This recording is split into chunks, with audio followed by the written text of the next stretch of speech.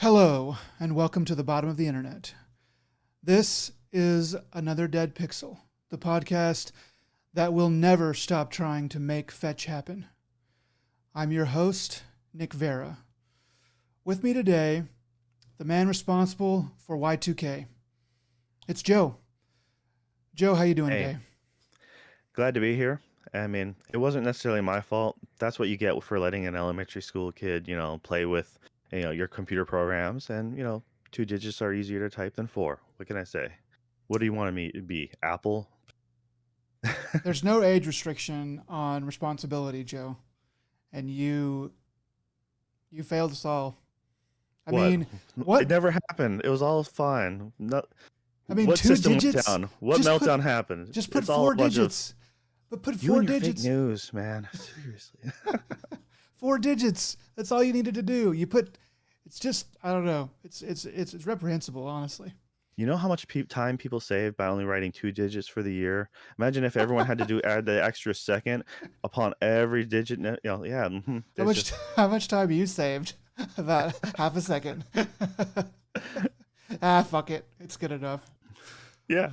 But yeah. So how are you doing? Pretty good. So I realized today. I was looking through my budgets and money I spend on things, and I couldn't find a particular utility payment that I thought I'd been making.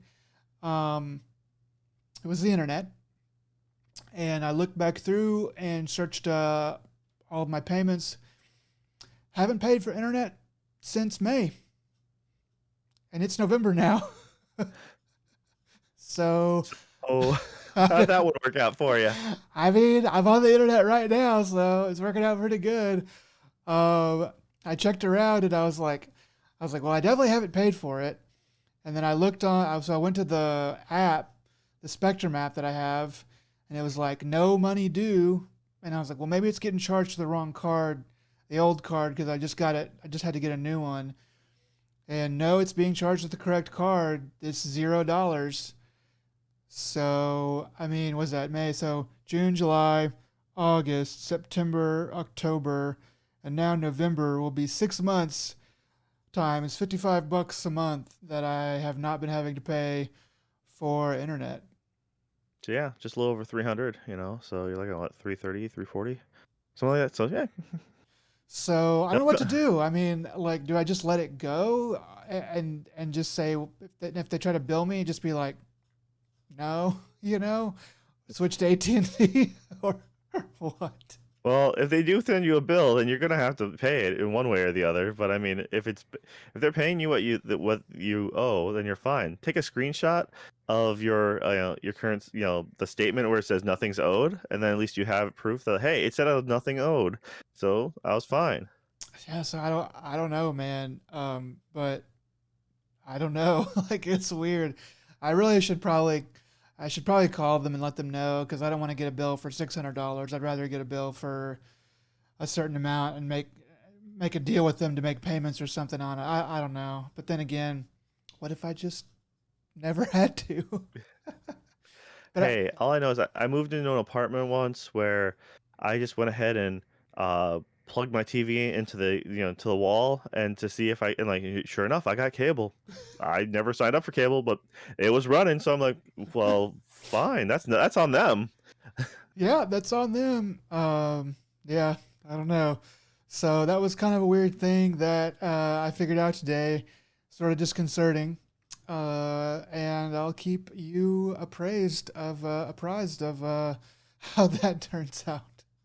If I don't see you on next in a couple weeks, then I'm like, oh, that's what must have happened. Spectrum's special agents came and got me. They're just like, nah, I'm in a Spectrum black site somewhere.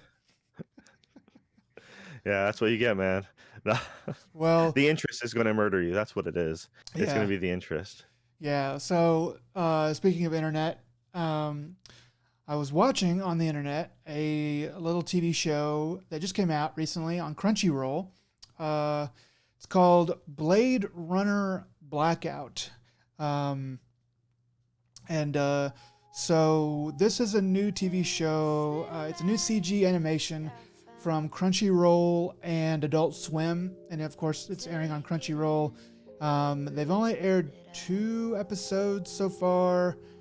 I think the third one is coming out. I think either tonight or on Sunday or something like that. So basically, it is in the Blade Runner universe, and it's taking place in 2030, somewhere around there. So after Blade Runner original, but before Blade Runner 2049.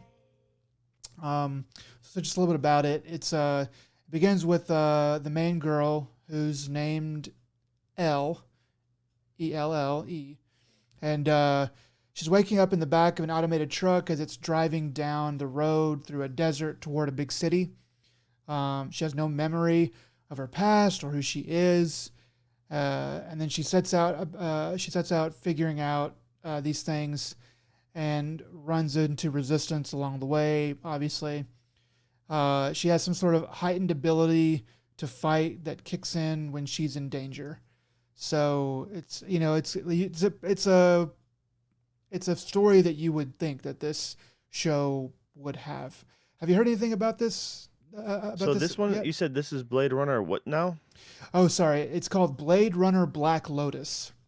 Okay, you did mention. All right, all right, because there's Black Lotus, and then there was a short film Blackout. So or Blade Yes. Runner Blackout. So I couldn't remember. That's why I just got confused there for a second. Yeah. Uh, yeah, I saw this pop up on, like on some things, but I actually haven't had a chance to see it. But to be honest, I actually haven't even seen the latest Blade Runner movie, so I didn't watch 2049. Um, It's good.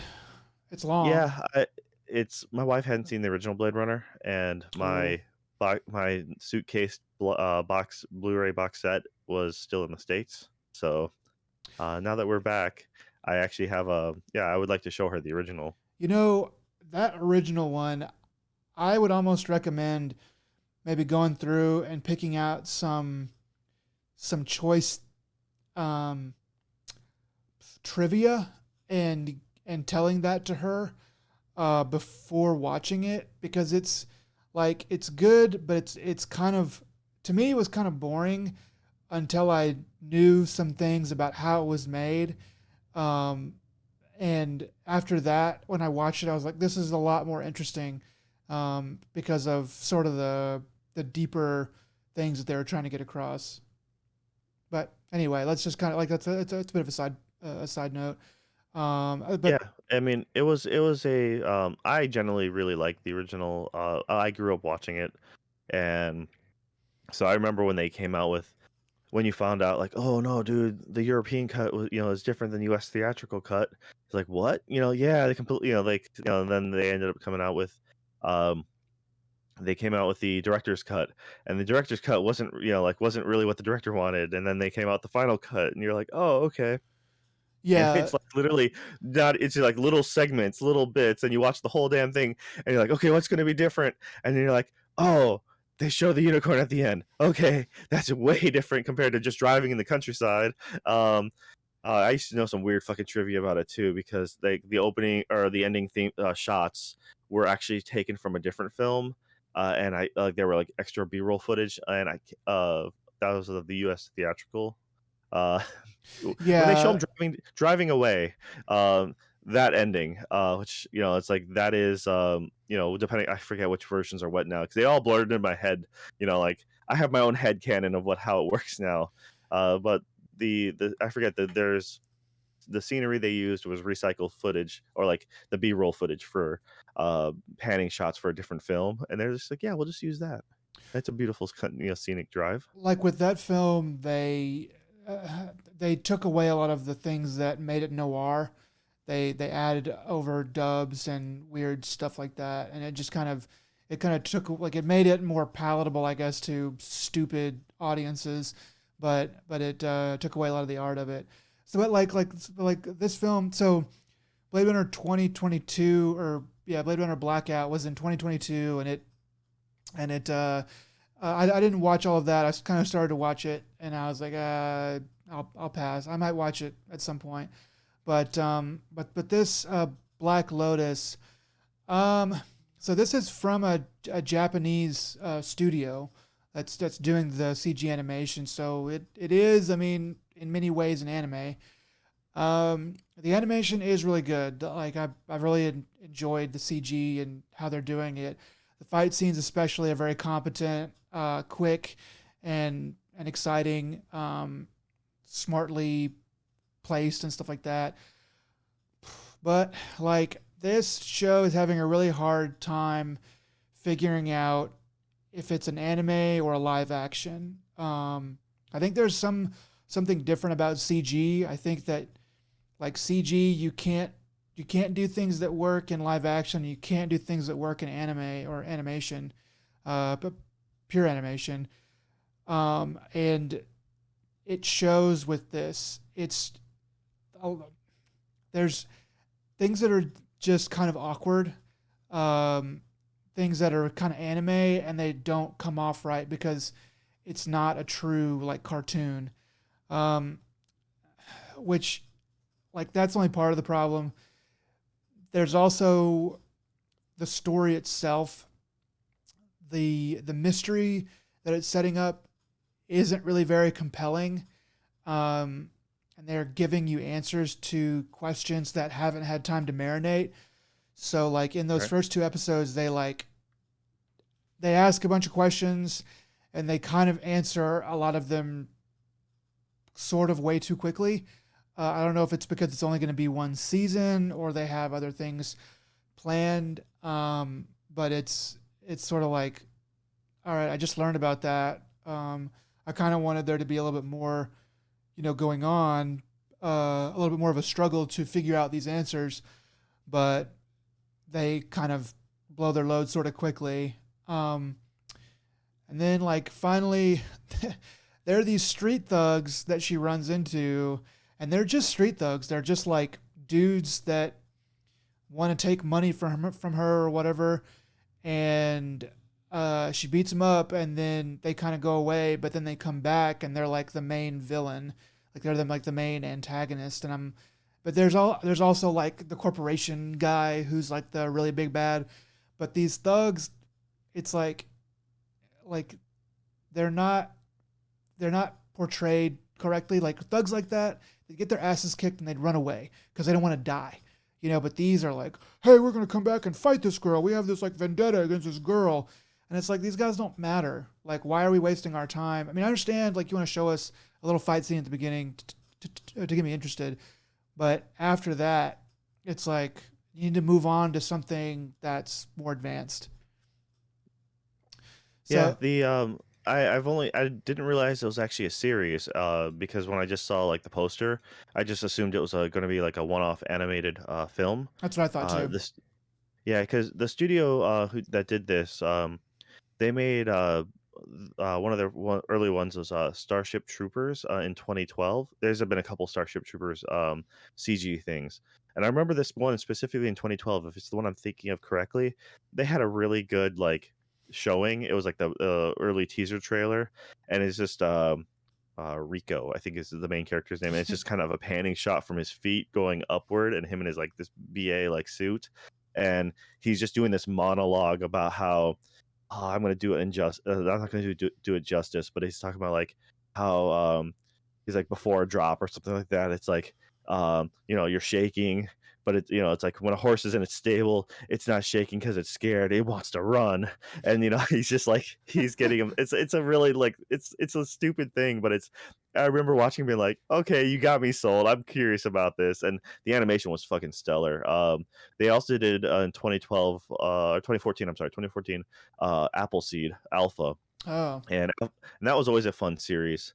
And then I just quickly looked, and they also I didn't realize they did another 2017. They did a Starship Troopers as well, another one, and with Project IG, they did the Ghost in the Shell CG film, and it was, from what I remember, that and the series was not really well received. The newer CG stuff that they did, but they did do Ultraman, which I think you can still watch on Netflix. the Ultraman series is had a fun twist on it, and it's that was done in 2019. I thoroughly enjoyed that one. It was a different different take on Iron Man, Ultraman. So if no one knows what Ultraman is, or Ultraman, he's essentially the original series is uh, it's like an alien that guy's able to pretty much merge with an alien and grow into a like I don't know 8-story human, but he has the power to fight, and it's he only can be in that form for 3 minutes, and then his little chest light blinks. And this is like his time's running out, so he only has like 3 minutes to kick the bad guy's butt, and it's very much a staple of traditional Japanese hero fandom. But I thoroughly like that series a lot, and it's nostalgic because I watched some of it growing up, and then I hadn't watched any of the stuff in like since like I don't know the early '90s, so late '90s, 2000s. I didn't watch any of it, and I started watching it when I was in Japan again, like 2014, and all of a sudden like there's a planet. And there's a planet of Ultramen. I knew they had different models, like they kind of changed the look as every other season or something. But I'm like, no, there's a legit planet, and it looks like there's a society of all these dudes. And I'm like, I'm lost. I'm like, nope, I'm out. So I pulled that ripcord, and I was like, I can't enter that world because if I did, there's no turning back. Yeah, so these guys did an Ultraman Yep, CG. good. It was good stuff. Okay, So that's pretty cool. and you're saying you like this one though, and so Uh, you know, it's the animation is good. yeah, the animation, yeah. Like the animation is good. But they don't. I don't know. There's not a point that it goes full stupid Okay. where you're like I don't know. Sometimes with anime or animation, since they can do things that live action can't, it pays to go full stupid in an attempt to do something cool and crazy. And it doesn't do that. And it's really not very interesting. It's kind of boring. It's not like funny. It's it's just okay. Like I wouldn't go out of my way now to watch the rest of this. I might watch a couple more episodes, but I'm not going to go out of my way to watch the rest of this if something else better comes along, and that's sort of sad. I was kind of hoping it'd be something a little bit better. And who knows, it might develop, but it's just they. I don't think that they really know. They don't. It doesn't seem like they have a good handle on the tools that they're using. Like they know how to make something, but they don't really know how to make it into a good story yet. All right. So with So that, we you're can kind of saying you're better off spending your time if you want that kind of cyberpunk theme to watch like season 1 of Altered Carbon. I mean, yeah, I guess. Like I've only seen like the first episode of Altered Carbon, and I wasn't blown away. I didn't feel like I needed to keep watching it. But like I've heard it got pretty good or really good. I don't I know. like season 1.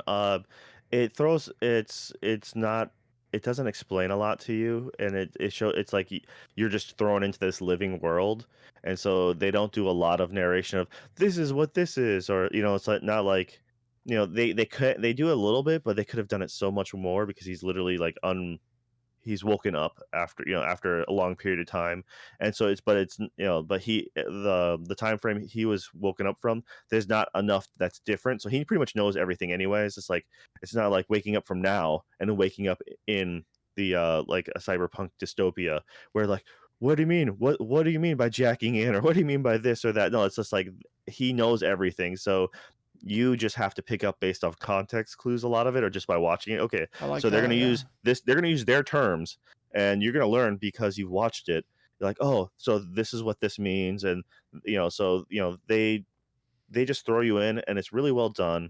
Season 1 was pretty good, from front to back. I was like, if you don't know anything about cyberpunk, I actually think that this is a really good onboarding for you, okay. because the idea of it touches a lot of different topics between cloning your conscience, as it were, because in this one you're able, in Altered Carbon, the big thing is if you're rich, you can literally make a carbon copy of your body, have it cloned, and then you can just slap your a memory chip essentially into a new body, or you can just literally put it into someone else's, sleeve, and it'll be you because it's your program, right?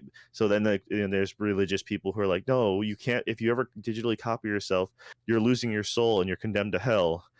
So there is that concept to it. And like this grandma gets she's been dead for a bit, but like for a family get together, she gets slapped into this corpse, and it's a street thug. So grandma comes back looking like a 250-pound 6 foot tall thug with a vest and tattoos and piercings, and she comes back in, and she's a Hispanic grandma, but yeah, she sees the family and she's all like, oh yeah, she's like little touching the kids' cheeks, and then like some of the most of the kids are cool with it, but then like one or two of the adults, like they're like, this is wrong, she would never want this. She's like, yeah, it's okay. It's just super funny because yeah, it's that's kind of the concept, is they play with things like that. They also do a lot of it touches a lot of bases, a lot of good staples. So when you watch this, it kind of gives you a little bit of everything, and then pretty much if you go to any other cyberpunk thing, you can like, oh okay, it's easier to wrap your head around because you've already seen Altered Carbon. You're like, oh, that's from you can relate that, and that's kind of what I did with my wife. Is I showed her that, and she's like, because she didn't really have much exposure. She knew the aesthetic, as far as looking at games or media, but because she never saw Blade Runner, and she didn't really see a lot of other things. The only other thing she really knew is Johnny Mnemonic. So Yeah. and I mean, like, there that's needs good, to but be it's also more kind of stuff bad. like Johnny Mnemonic, because there's not a lot of deep cyberpunk. There's not like Johnny Mnemonic, I would consider to be probably the most deep, hardcore cyberpunk thing I've ever seen. It's not great in a lot of ways, but it is like, hey, jack in and all of this like data and corporations and stuff like that. To me, that is like the most cyberpunkian kind of aspects. And a lot of things sort of, they go into a cyberpunk world, but they don't really commit to those, like all of those themes, which maybe there's a reason for it. But It's hard. It's hard to translate into a real life, like full action, live action movie without a massive budget. I mean, that's actually yeah, so. That's why I was actually really impressed with what they pulled off with a Netflix show like this. It was one of those early ones where like, oh wow, Netflix can pull something off. Um, so yeah. that's what I always get my takeaway. Season 2 has the actor who plays Falcon from the I Avengers. think his name's Anthony Mackie. Probably. I am terrible with names, I so think I'll his name's take your Anthony word for that Mackie. one. Yeah, So he's in it, and the thing is, the tone kind of shifts a bit, and I didn't really have as much interest in watching season 2, so I gave out after like 3 episodes or maybe. yeah, So it's unfortunate because I really liked season 1, but it's like it's fine that they switched actors. I think just the writing itself changed enough to make it not as interesting. yeah, yeah. But I mean, this show, this Blade Runner Black Lotus, it's just all right. But I'm not gonna stick with it too much. But something I did stick with until the end of this first season is the show Foundation, which I talked about. I think probably on our first episode. Um, so I just watched the very last episode of season one this evening, so it's fresh in my mind. So back when we talked about it before, I kind of said that there's some interesting things that I thought were in the book that kind of reflected our time now. That kind of made what's his name? I just lost it. The author. Oh, it's not. Oh shit! It's I because know I'm who trying to this think of is it. too. It's because I'm trying to think of it. Um, I'll get there. I'll get there. Uh, because it's not Philip K. Dick. It's before him. It's one of the early. It's not Asimov, is it? it is Asimov. Isaac Asimov. Okay. We got it. We got it. We didn't even need Google. So I thought that there was some kind of predictive things that Isaac Asimov was putting in there. These things, you'll kind of see them in the show. They were not in the original book. So I kind of wanted to correct that a little bit. A lot of this stuff is taken, like the initial idea is taken, but they've made big adjustments to it. Um, so this show, I don't have too much to say about it because I don't want to give a lot away. Um, but I'll start with the bad. The weakest part of this show is the moment to moment dialogue. So when they are talking with each other, trying to get things sorted out, sometimes the dialogue is just hokey.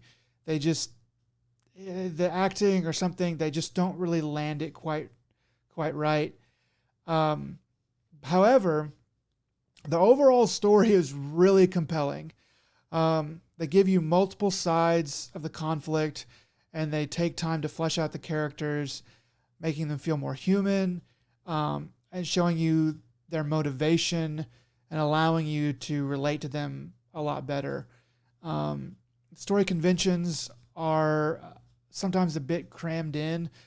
Like sometimes they need to make a jump from one thing to another, and they don't have time to get there naturally. So they just say, "Here's what we're gonna do next," and then they go do it. But besides that, like the story itself is really compelling. They do a lot of good things with this show, and oh, dang, I forgot to switch.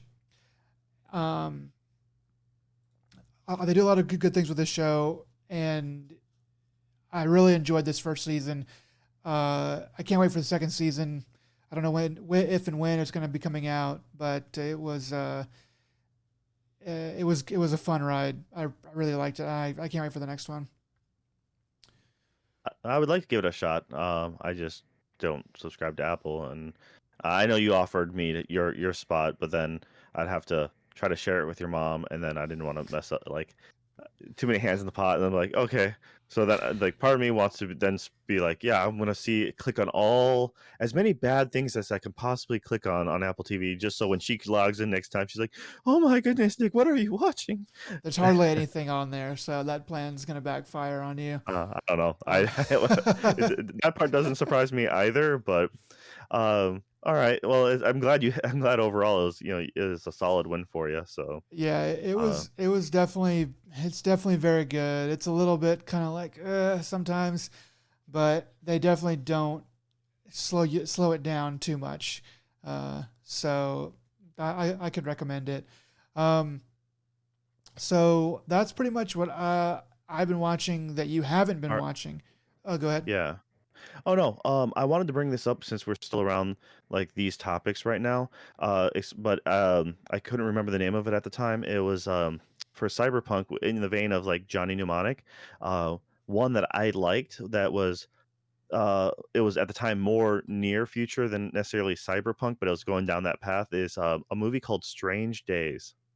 This Okay. was made in '95, and the whole point is it was like a slightly altered future, and it was set in the year 1999, right at New Year's, and it's directed by what was it Catherine Bigelow. Um, Let me look it up real quick. Yeah, I think, and so like the woman who made Zero Dark 30. Okay. Uh, so like it's yeah, and the main guy is Voldemort. I can't remember his name now. Schindler's List guy. Ralph Fiennes. Uh, yeah, that's it. So I think that's right. uh, yeah, so like the idea is you're able to you have the more or less the base, or like I think it's a rig you wear, but you can record your memories and and it's everything you will experience. If I trade mine to you, is you'll experience me in first person, but like 1 to 1. So if I fall down the stairs, you will feel you like you falling down the stairs.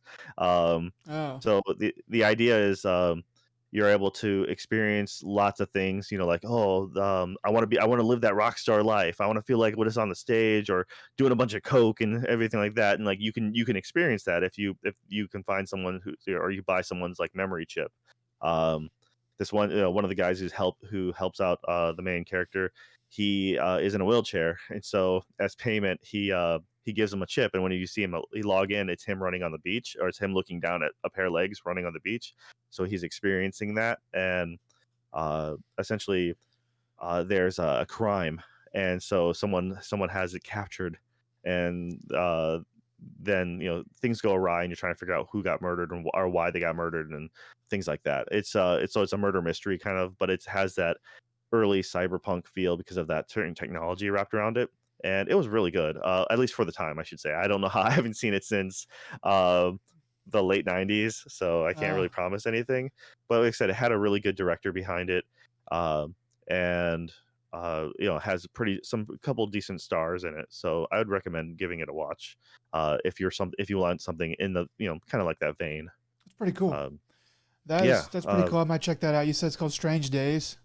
Yeah, Strange Days. It's yeah, it's it was it put an impression on me, but granted, I was really young at the time. Okay. But I also Johnny Mnemonic came around the same time, and I've also stuck to that one. And I recently watched that one only like a year or so ago, and I think it still holds up. Granted, a lot of it's kind of cheesy because of you know like having the idea of the amount of space he has in his head is so It's minuscule now. hilarious.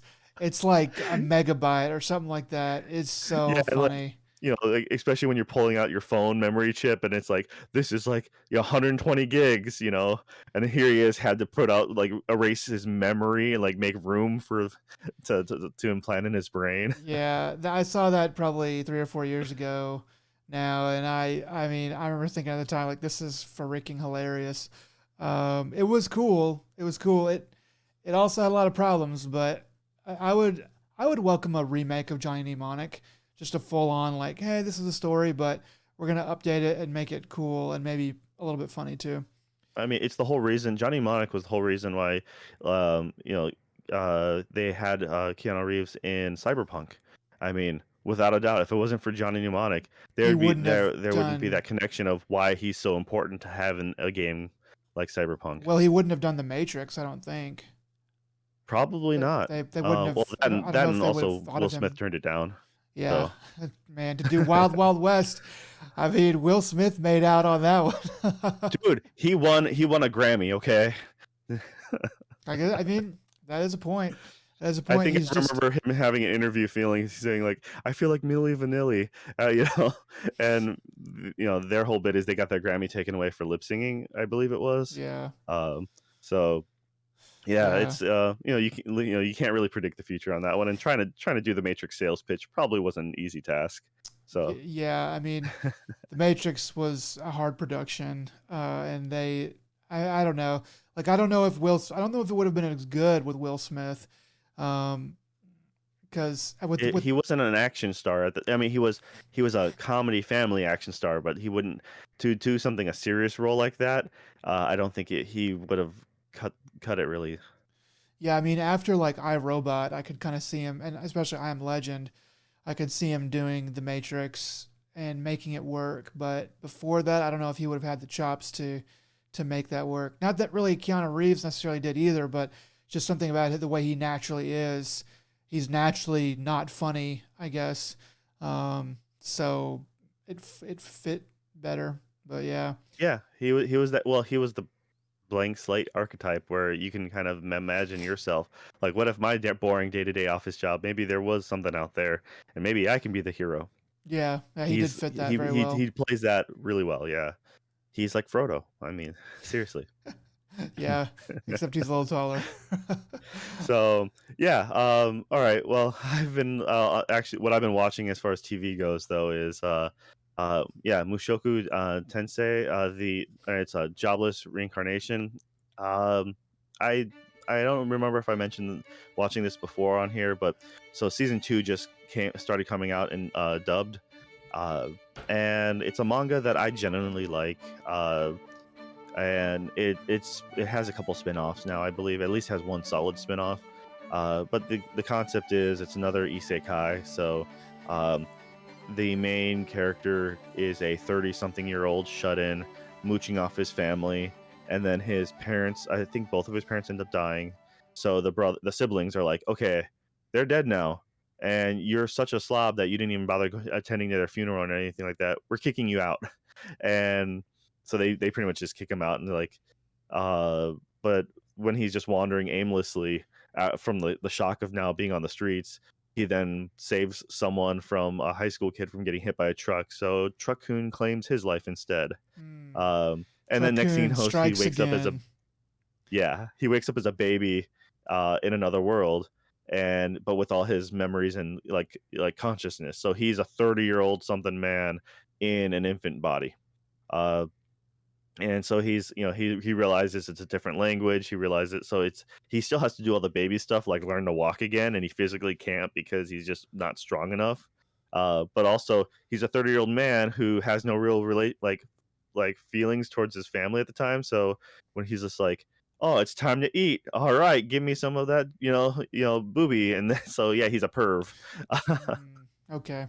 Yeah, so it's just like the maid who's just like she every now and then she's like, I don't like that kid because he has a lecherous look to him, and it's him growing him he learns to read in secret because like if they find out this this 1-year-old's reading, they're gonna freak.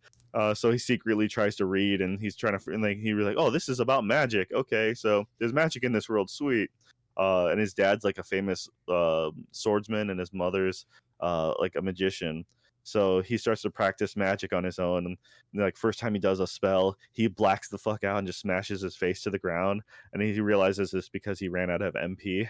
And he's like, okay, there's a penalty for running out of MP. Um, and so essentially he becomes a prodigy. And this on this photo here that you have up, the little blue haired girl is um she's also a prodigy, but she's licensed and everything like that. So she goes ahead and she train like they hire her as a tutor. And essentially as he gets grows up, he then wants to he wants to help go to the academy, and he wants his green-haired friend to go to the academy as well, so he wants to earn the money for it. So the parents get him a job as a tutor to the redhead. um Ah, and she's a spoiled brat. She literally like she got everything what she ever wanted, and so she picks on him by beating him up and stuff like that. It's straight up bullying. It's kind of funny. Um, and yeah, he eventually wins her over and convinces her to let him teach. And then an explosion happens, like a weird orb in the sky, and then it explodes, and then everyone in that like I would say the state or prefecture that they're in pretty much gets blown out of the continent. Like they get moved over 2 continents over. whoa. Uh, yeah, like there's a lot of people who are dead, but like a lot of people who are alive. So they're like, ooh, who knows? So then their adventure is like, we're moving this way. So that's pretty much all of season 1 right there in a nutshell. So season 2 is them making their way back. They made their way to a new continent. So it's entertaining. It's fun. Uh, You think you're gonna stick it's with it? Probably most definitely. I've been reading the comic for years, the manga. So I came across it a little late, but I was one of those like, oh wow, there's a lot of them, a lot of chapters issued out already, and That's nice. it's Having to wait on chapters sucks, so it's good to have like 100 or so, or even 50 or so, or some and amount, it's so that you that, can just read through and don't have to wait until you catch up. it's nice to binge, that's for sure. Yeah, So that's exactly what I did with it, and that's when I realized, oh, this is probably one of the earlier Truck-kun ones, because by the time everyone was already doing it and people were already making fun of it, like this had already been out for a while. There was a number. I'm like, oh, okay, this is all right. That puts it into perspective at least. No, it's entertaining. My wife and I would watch it, and we have a good time. It's it's nothing. It's not like fine art, nothing. No, it's just stupid. It's a stupid thing, but it's entertaining. So yeah, I'd recommend giving that a watch. cool. I've also been watching a new sports anime called Remain, and the this one is about a new team playing water polo. Uh, so the main character, he apparently was part of the middle school like all Japan champions, and he gets involved in a car accident, and it wipes his. He literally is in a coma for like 6 months, forgets everything, forgets the last 3 years of his life, so his entire water polo career. And then he has to he when he wakes up, he's like, yeah, I'm fine, everything seems to be good, I'm just not as strong as I used to be, and I have no recollection of the last 3 years or all my friends. And then he's like, and now I have to study for high school entrance exams. Oh crap! So he's trying to read study, for those, and he's like, how come it's so hard for me to learn something that I should already have learned, you know? Uh, But that's yeah, so funny. he comes in as a but he gets pulled into water polo again for one reason or another, and he's having a good time, but he meets up with these, an eclectic band of friends, and they do their, you know sports thing where everyone tries really hard and everyone has their own motivations. But it's a fun anime. I'm surprised. It could go one of a couple ways when you have a anime like this. Like there was an anime called Free, and that was about freestyle swimming and swimming competitions, and that was huge fan service for the ladies. Um, Yeah, I was and gonna say, when I was trying to find this image, I found a lot of screenshots of speedos and people in those speedos. Yeah, that this one wasn't so bad, but when it comes to Free, for example, they knew what they were because the ending theme song to that one had them all in stripper outfits, um, like the traditional like What? one was a fireman, one was a police officer, Maybe it was and free that I was looking at. I don't know. yeah, because and they were. It's funny because they're doing these little dance numbers. One was a lab coat and another one was an astronaut, and it was just really cheesy, but it was really funny. Um, that YMCA, man. it was pretty. Like honestly, I watched 3 seasons of that. It Okay. wasn't as it wasn't actually that bad, but also I had a good laugh, so it was fine. But as far as this one goes, Remain, it's interesting. I like it so far. Um, the character development is a decent pace, so it's not like no one person is a big huge downer or nothing like that. So it's all right. I'm having a fun time. Pretty cool. And now the last anime I've been watching, and I know you've been watching it as well, is Komi Can't Communicate. And Yes, I've we've both watched seen through 5 episodes of this. Yeah, so this is coming out weekly on Netflix. So this is different for Netflix because usually they just drop all of them at once. Yeah. And I've seen the manga cover. I've never actually given it much of a chance, mainly because I just didn't have enough time, and the cover So didn't do it justice. I do have some stuff to say about the manga a little bit. So, because today I looked up the manga, I kind of stumbled upon it. I didn't know it was a manga. I kind of figured it probably would be, but I stumbled upon it. Basically, like it's so Komi Can't Communicate is a manga series by Oda Tomohito, which began serializing in Weekly Shonen Sunday since November 25, 2016. Um, so it's kind of coming up on an anniversary, actually. And so it's a comedy romance written and drawn about girls and boys with problems on their communications to other people. Um, Before the series was published in Weekly Shonen Sunday, it was first published as a one shot in Shin Sendai Sunday Grand Prix in 2015, which resulted in its serialization after gaining popularity from readers. So I went and just tried to read the one shot, and I stopped when on like page 2 or 3 because it was starting to give away things that I think the show is going to go into. Um, Okay. but I did kind of take a look at the manga after that a little bit. And I've got some stuff to say about that, but I'll get to that in just a second. So you go ahead. Oh yeah, no man, it's fine. It's so if for the quick synopsis is just starting new high school life, and this kid's trying to be as normal as can be, you know doesn't want to stand out too much, just wants to live that the average boy life. And in his classroom is they overly exaggerate, but like the most beautiful person in the world, because essentially whenever she walks she literally takes everyone's breath away and everyone's swooning over her. Everything she does is just so stunning. That person just happens to sit next to the main character, which immediately draws all the hate and ire by all the classmates because everyone wants to be next to her, which I always thought was funny because I'm like, wait a minute, she's in the middle of the rows. There's someone on the other side of her too, but they never focus on that person. It's just the So main character. this show is freaking hilarious. Like it is so funny and so endearing. They all the stuff that they do, there's like constantly like breaks in the action where they break from the normal animation that they're kind of showing you, the slice of life animation, and they go into like some kind of dark world or like shonen type animation, and it's super funny. As far as Komi herself goes, like she's just freaking great. I mean, like they do such a good job of making her and then supporting her as being this like superhuman, this like meta human that is above like everybody else. Everyone throws her on a pedestal. They will like if she were to screw up, like if she were to fall on her face, which she doesn't, but or at least not from what I've seen, but they would somehow the whole world around her would spin it to being like she did that on purpose to show something, or there's some meaning behind it, and it's because anything she does that possibly is a flaw or like and you find out her you know as the title says, she has communication issues. She does not feel comfortable talking out loud, and so she'll stay quiet.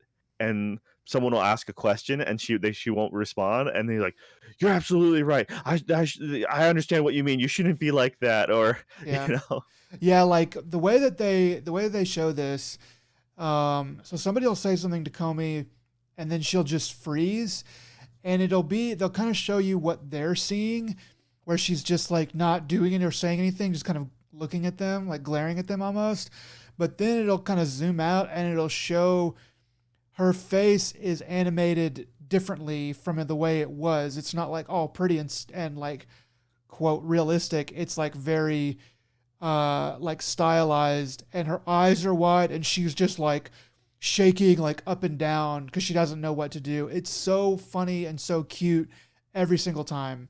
yeah, her reality is she's petrified of talking to people, but everyone else sees her as being stoic and just, like, oh, you must be thinking and pondering something like that's a superb answer. And like there's flowers around her and everything's great. And then, but in reality, she's just trembling like a leaf, Yeah. So it's hilarious how she acts. And like with that, like the show implements like manga style text cards that really add to the humor and communicate to the viewer, because a lot of times the characters, they're all kind of awkward in their own way, and they can't really communicate. So instead of the show just saying like because a lot of times people are just frozen not saying anything, but the show will pop in like either like a what do you call it, like a dub, or it'll show a like a manga style text card, and to try to explain what's going on, and it's almost always it's always useful, but it's usually like really funny or clever in some way. um yeah, so it's really smart for that. Yeah, the main guy, he understands her trouble to communicate, and so he's trying to her dream is to make 100 friends, and so he's trying to help accomplish her to overcome her obstacles. 100 friends seems to be it's a common Japanese trope. Yeah, it's Um, kind of it's arbitrary. just yeah, it is. It's a 100 is goal. a big number for a child.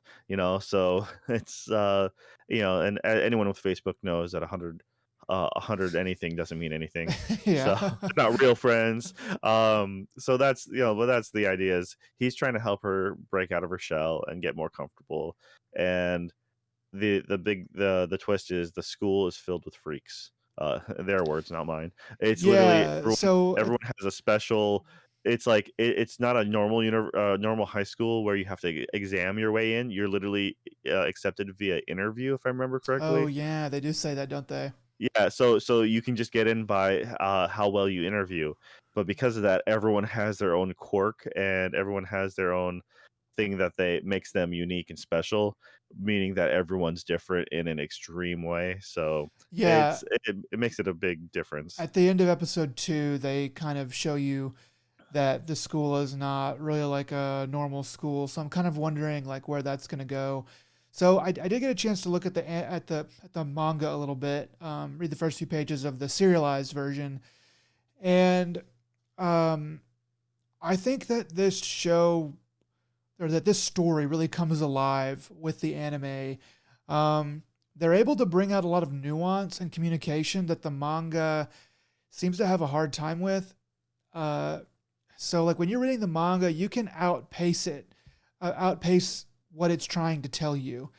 Um, Probably because it has to only fill so many pages or whatever. But with the anime, they're able to like freeze you and make you wait for the awkwardness and the humor to set in and then pop in whatever thing they're going to do next. And so in some ways, I mean, I kind of think that the anime is better than the manga, but I haven't really read all of it, so I can't be sure. I think that I might go try to after the season's over. I think I might try to go read some, and see how it goes. And if it's great, I might read ahead because there's like 200 and something, almost 300 chapters of this Yeah, thing. the chapters aren't very long, if I remember correctly, from what the one time I skimmed through it. Yeah, Um, so the yeah, that's the thing is uh this is, you're right about the comedic timing, and that's you do get that better with the anime because the main character will look over and she'll snap to him and glare, or what he sees as this death glare. He's like, "Oh crap, she must be really upset." Like I did something wrong, and then instead it's not. She'll then reveal she's concerned or something instead, or there's something else on her mind, but he's just misreading the situation. yeah, Because they can make that pause and make the sound effects, and you get the full that full experience, opposed to just one panel looking at this, an upset face, next panel moving on to the actual dialogue. And yeah, it does provide a better window for the delivery of emotion. So yeah, yeah. I completely agree with you on that. Yeah, I will say one more thing that I know this is pretty common in anime, but um, that first episode is like downright movie quality. It is like fucking stunning. Every like they've pulled out all the stops, spared no expense. It's beautifully animated. The colors are amazing. Uh, Characters don't ever really stop moving. It's awesome, and the music, and it's well written, and the music comes together. It's like a 20-minute movie, um, and then after that, I won't say the animation is like bad or anything because it's fine, but it definitely comes back down to earth in that episode, in that second episode, and seemingly, from there on. So that's something that I was kind of like amazed at that first episode, and when I saw the second episode, I was like, okay, I guess that was probably asking for too much to continue at that high of But a level. whenever you see that opening trailer for that trailer is very well animated. Oh yeah, I haven't seen the trailer. I'll go check that out. I'm trailer. I mean, the opening theme song. Oh yeah, Yeah. that is really well So, animated. yeah, they call it sometimes a trailer, like opening and ending, songs. Yeah. So the opening song is, like that whole skit is very well animated. It's like surprisingly so, and then you're like, what compared to the rest of it? Yeah, I mean they It's all still stylize good it. quality. It's just yeah, they like you mentioned pulling out all the stops Yeah, I for mean that like first episode. and I get it. You've got to get people involved in this show. You don't have time to screw around. You got to put your best foot forward. However many metaphors you want to throw at it. Um, Yep. but it's great. Like even then, like the rest of the show is animated adequately to very good. I think the animation is good to my eye. It's just that first episode is like, holy shit, man, this is fucking awesome. But I love the show. I don't know how many seasons they're gonna go with it. I'd appreciate it if they kind of just stuck the landing at two, maybe three, even just one, and then just let it be kind of something short and perfect. But I'm definitely gonna keep watching it. All right. So Yeah. outside So of that, have anything else you've been watching, or that's about it? so that's pretty much it for what I've been watching. So I guess let's jump over to what we've been playing.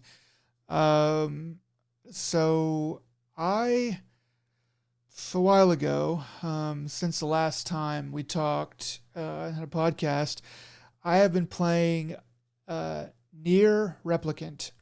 Um, So let's see. So this is a remaster of the original Nier that came out in 2010 in Japan only. I think it was called Nier Replicant in Japan too. It had a sibling game that came out at the same time in Japan and America called Nier Gestalt. That game had a different protagonist and maybe some other differences that I don't know about. But Most of the story was the same, but the protagonist in Gestalt was the father of the sick person. The sick person's a girl, and so you're either playing as the father in Gestalt, which was the U.S. version / Japanese Xbox yeah, exclusive, that's right. and then Replicant you play as the sick girl's brother, and that was only in Japan because essentially the Japanese people were like, no one in the West wants the pretty boy, and we saw what happened with Metal Gear 2. The backlash. Yeah. So Metal Gear Solid 2, they're like, no one wants the pretty boy in the West. But now times have changed, and we're getting something that we never got before. The story is mostly the same, just some of the but it is a little different. The big difference in this one though is they fully voiced like all the dialogue, which is really neat. Dude, you're totally right. I forgot. I wasn't going to mention that, but yeah, like everyone that you talk to is voiced. Um, it's kind of amazing actually. Like everybody Yeah. any kid, any NPC, anyone you talk to, they are saying voiced lines, and sometimes it's just okay. It's not like amazing like acting or anything like that, but it is nice to see that. The characters in this game are great. Like the crew in this game is really fantastic, and it's what keeps me playing the game even when it's boring, which sometimes it is. And that's really because this game is a PS3 game, and it feels like it. You start like running around in this world doing very simple kind of item collection, fetch quest tasks, and it takes a good while for it to get going. There's a pivotal moment at about 10 hours um, that kind of changes things and gets you into like I guess the real game. Um, but like everything from like the side quests to the systems in it, they did a good job with remastering it, but it does feel dated in a lot of ways as far as game design goes. Still, the combat is pretty good and the story is very good, so it manages to be pretty compelling. Um, so so the other thing that though is that I played Nier Automata, or finished it rather, for the first time earlier this year, and a lot of the ideas from this game were recycled and improved upon in Nier Automata. A lot of those story ideas are that way, but like Automata is in most ways the better game. Um, but I was kind of sort of surprised to see that like it was like, oh, Automata like wasn't like a fresh brand new like idea. They kind of did a lot of this stuff like Yeah, this was the foundation, and they most definitely approved upon a lot of it for Automata. I can see that. yeah, like I would say that if you're somebody who hasn't played any of the Nier games, then I would say that you should probably play Nier Automata first. It's especially if you're not sure that you're gonna like it, because it is the the more streamlined, polished uh, version of these games. But at the same time, like the crew in this game is just like it's better than Nier Automata. Like I like the characters in Nier Automata, but like I feel a lot more of an attachment to these characters. They're more off the wall and just more fleshed out, I think, in a lot of ways. And it's a good game. I'm about 30 hours in. I was gonna try to finish it and get the true ending at some point. We got some time, some holiday time coming up. I might do it then. But it is also getting kind of long in the tooth for me. I feel like playing something else, so I'm not totally sure about that. But yeah, it's been a good experience so far, and I'm glad that I got it in the bag. But that's pretty much what I've been playing. I've been playing a few other small things, but nothing that I can really talk about yet. But as for you, what have you not been playing? Okay, so what happened was last weekend I had a good buddy of mine. We like to play beat 'em ups, so Double Dragon, Battletoads. We ended up when Streets of Rage the 4 came out, or was it 4? The new Streets of Rage that came out, we ended up jumping on that right away. So we found out that on Game Pass, River City Girls was leaving. So like, oh, we most definitely got to put time aside for this. So I had some friends last weekend. They're like, "Yeah, so we're gonna do Back for Blood, right?" I'm like, "I'm sorry, man. I gotta ditch you all. We gotta play this River City Girls because it's leaving. It left on the 15th on Monday, so we're like, all right, we gotta put some time for this, and we did. So had it downloaded, or I had to download it, and then went ahead and went in. And we're like, wait a minute, there's no online gameplay here. Wait, but it's co-op, right? Yeah, it's totally co-op. It's couch co-op. Yeah, a couch co-op game. So we were like, that there goes that planning, and so like, okay, well, now what are we gonna do? All right, let me see who's available for Back for Blood. No one. Everyone else, there's something else, and apparently the usual crew of people I could pick from all doing something else, not available to play. I'm like, all right. Uh, let's see what else is on Game Pass real quick. Scrolling through, like, oh, all right, I have this one already downloaded. A Way Out. He's like, you're interested? And he's like, my buddy was like, oh, I heard about that game. He's like, yeah, sure, I'll download it.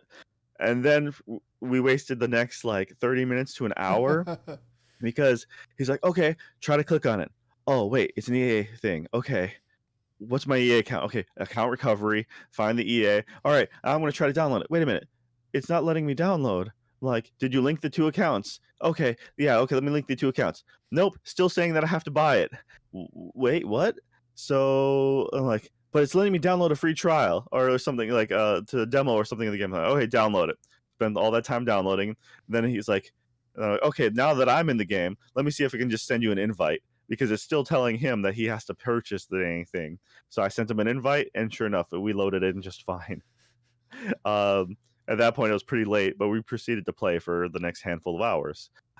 So if you don't know anything about the game, A Way Out, uh, this is a game by the guys who made what was that, Brothers: A Tale of Two Sons? Yeah, that's it. Um, and that game was a unique story about two brothers going on an adventure. But the gimmick was you even though there's two brothers, you could only play with one person, or at least on one controller, because one thumbstick controls one, the other thumbstick controlled the other.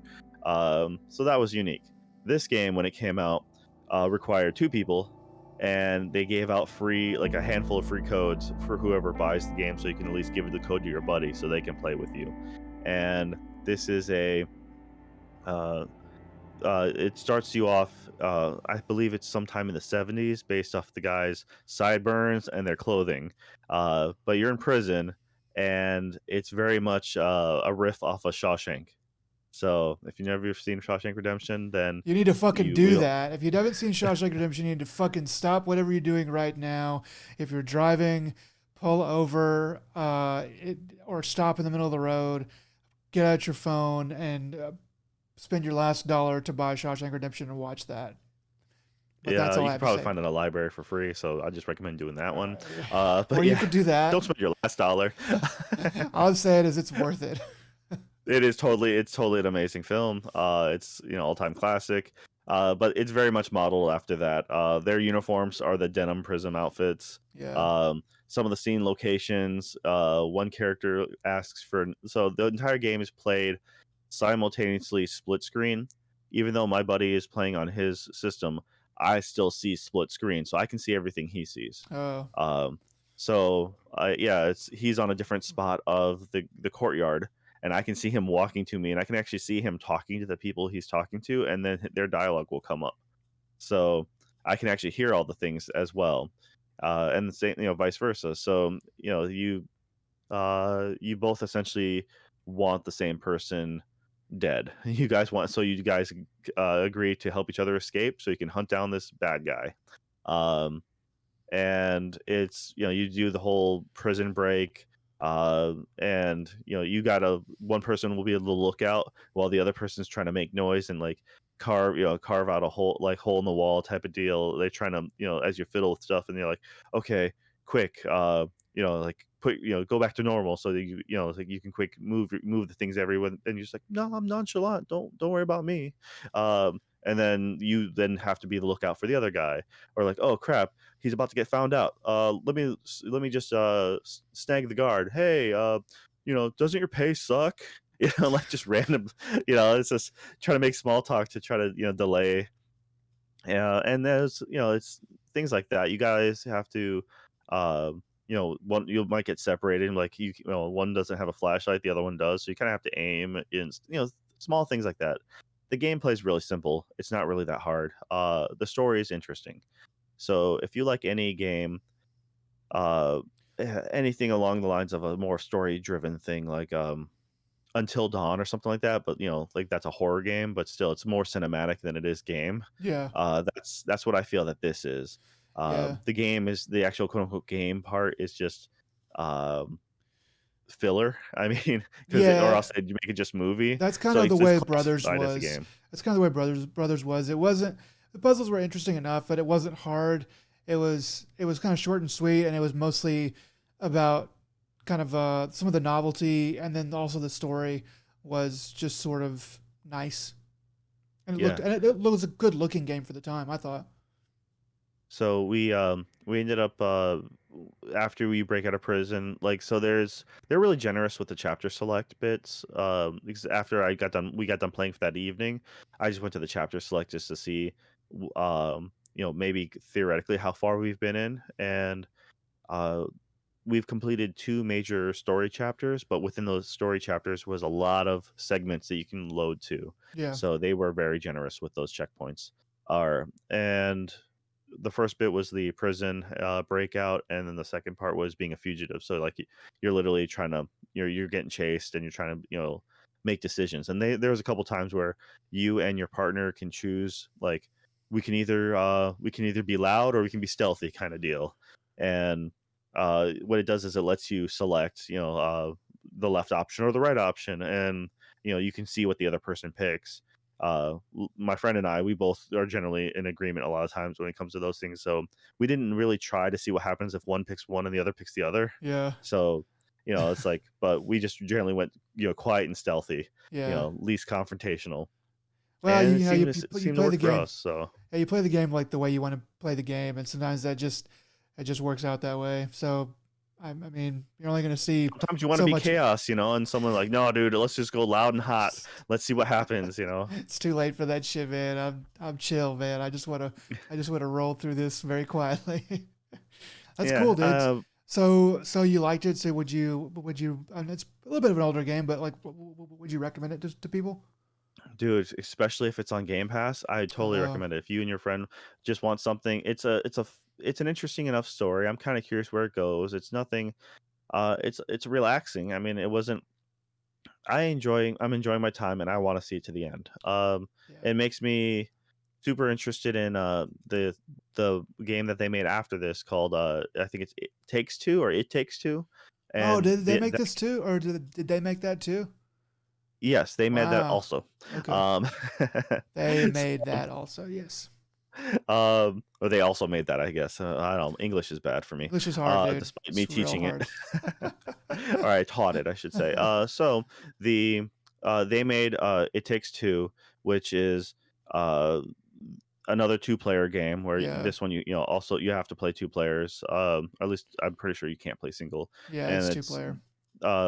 this one is also it's about a married couple who is currently going through a divorce, or they're going through marital troubles, and their child Yeah. happens to be seeing all this, their young child, and more or less through the power of children magic, somehow the parents got turned into yarn dolls of themselves, and now they have to work through getting through the house This is and the a backyard fucking and all Mrs. that stuff. Doubtfire 90s ass concept.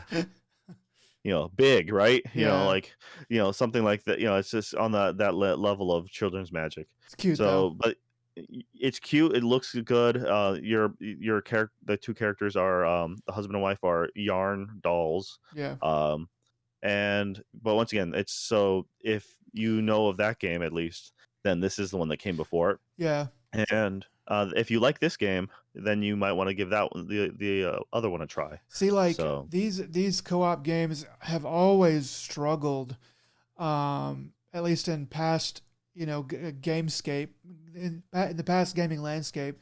But with Game Pass, there might be a lot of new life for these games because it's hard to make a purely co-op game, because two people have to buy it, and you usually want to play with your friends rather than some rando. It's more fun with your friends. So, like, I would be really excited to see what they can do with co-op games in the future when they can just ship them straight to Game Pass, and they'll probably get a lot more players for a lot longer, because it's available for something that you're already paying for. yeah, especially when if it's a narrative heavy game, it makes it more difficult for replay value because once you see the story, that's really it. Unless Yeah, if it's a game that has like multiple endings or something, it's really hard to convince someone to play through the same story again, unless if it's do they just absolutely love it. And so in this case, the price, the barrier to entry is really low. I mean, it comes with your subscription. yeah, So handy I dandy. totally, I totally I recommend giving it a shot if even if you're remotely interested, because you play a little bit of it, you get that gimmick. You're like, yeah, this is fun playing two players, and it's once again not that challenging. So if there's someone that you want to play with that maybe doesn't play games a whole lot, I think it's doable. Yeah, sounds good, man. Yeah, and Well, that's really about it for me. well, cool, man. That's pretty much all we've been playing and watching. But now we can go into the news, kind of what's been going on there. So this first news story is it's kind of important to me. Um, so the Something Awful founder, named Richard Lotax Kyanka, died, this past week, at the age of 45, which is pretty young. But it's kind of a story to me because uh, whenever I lived in Japan, I listened to, a podcast from Something Awful. Gosh, I can't even think of the name of it anymore. I stopped listening to it after a few months, but I did listen to it for a little while. It's called, can't even think of it. It's on the tip of my tongue. All right, just don't expose your history too bad. Oh no.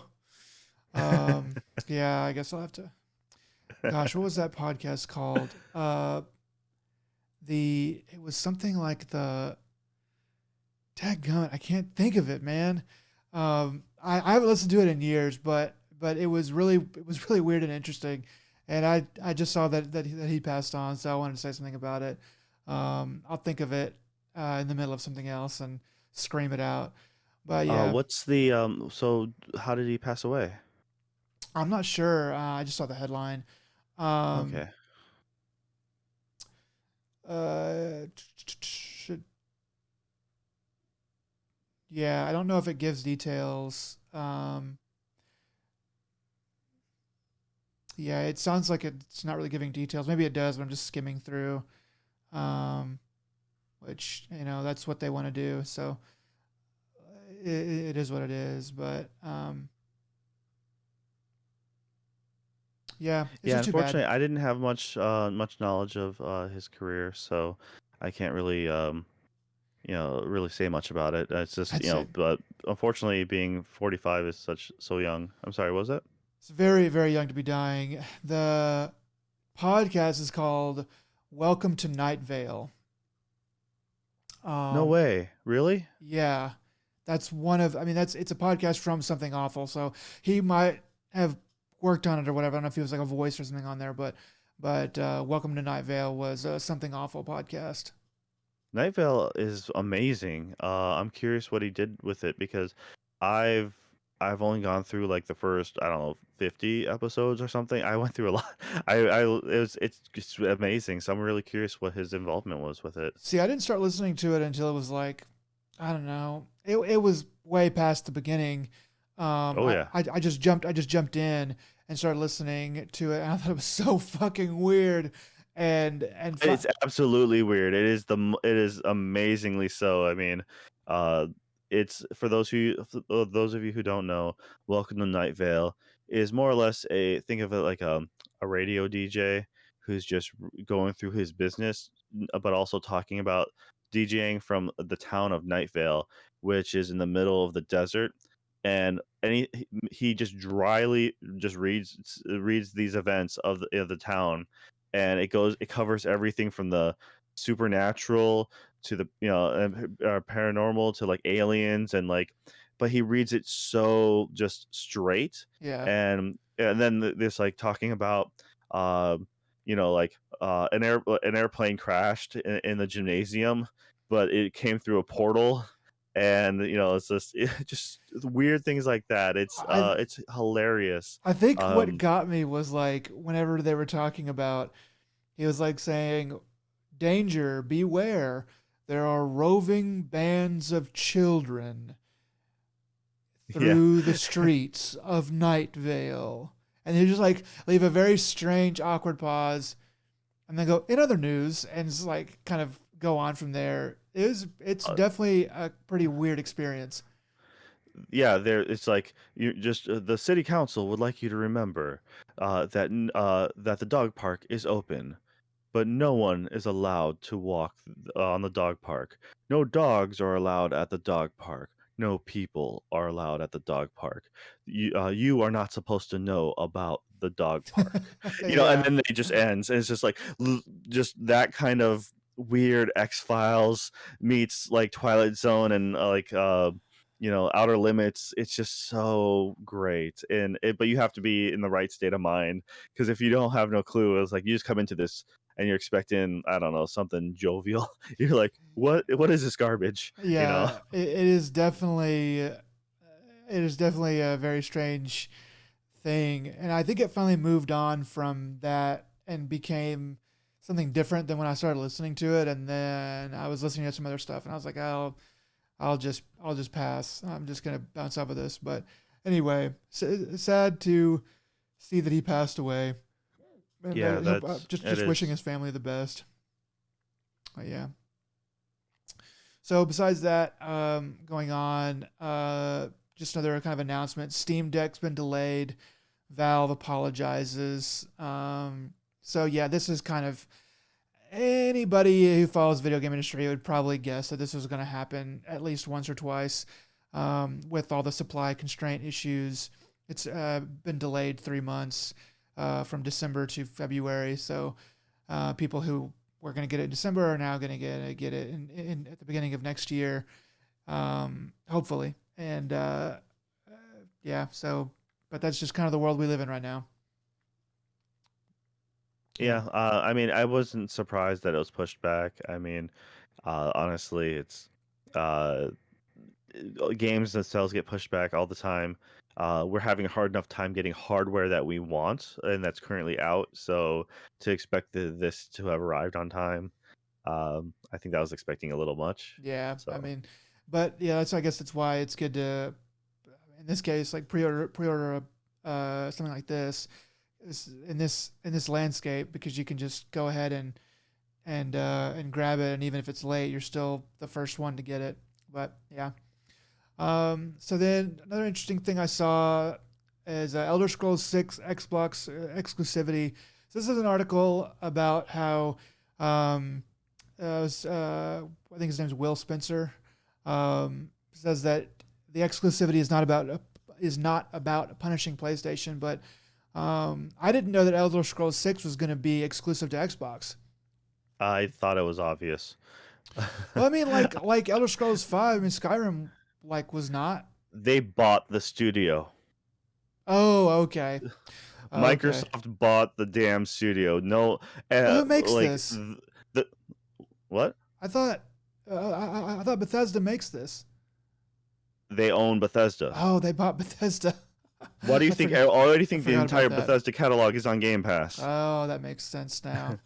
It all So comes the together. only I feel the like I only the heard games that that. were in contract were the ones that were still coming out. For example, that time game that's coming out. Time loop something loop. Um, shoot. You're not talking about the arcane Anyway, game, are you? yeah, Deathloop? the one that Deathloop.